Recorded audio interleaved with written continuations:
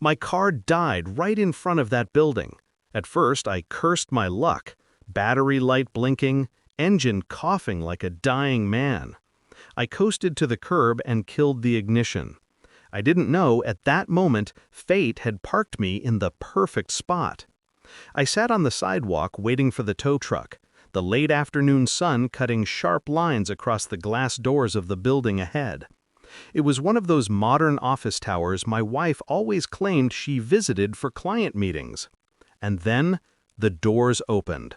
She walked out, my wife of 20 years. Her hair, that I once loved brushing out of her eyes, shone under the sun. But it wasn't her that made my stomach twist. It was him, a man I'd shaken hands with dozens of times, the father of my son's girlfriend. They were laughing, close, too close. And when his hand lingered on her back, when she leaned in, their bodies fit like pieces long practiced. In that second, something in me stilled. No shouting, no fury, just calculation. I pulled out my phone, tilted it slightly, and took a selfie, my expression calm, almost bored. Behind me, blurred but visible, was the embrace.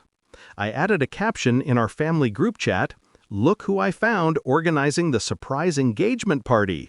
And then I watched the fireworks begin.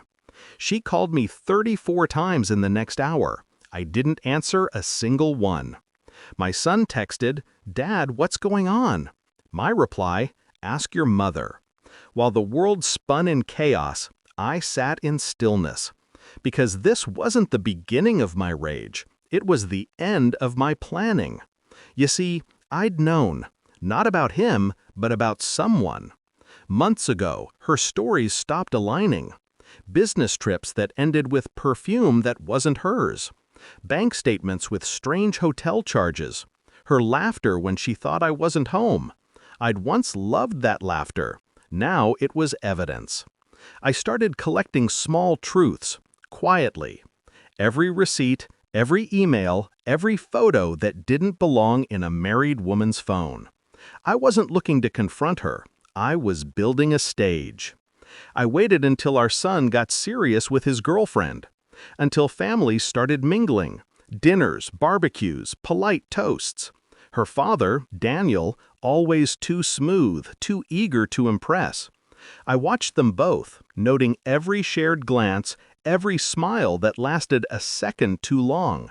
Then I confirmed it. A week before that broken car moment, I hired someone to follow her. The report came back with pictures. Hotel, same room, same man, Daniel. I remember staring at the photos in silence. No tears, just relief.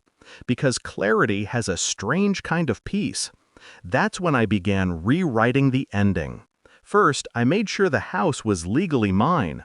Quietly transferred ownership, restructured accounts, spoke to a lawyer who owed me a favor.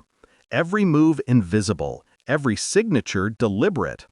Then I began the countdown, waiting for the perfect public stage. My son's engagement party was to be the merging of two families. Invitations printed, catering paid, speeches rehearsed. A night of joy.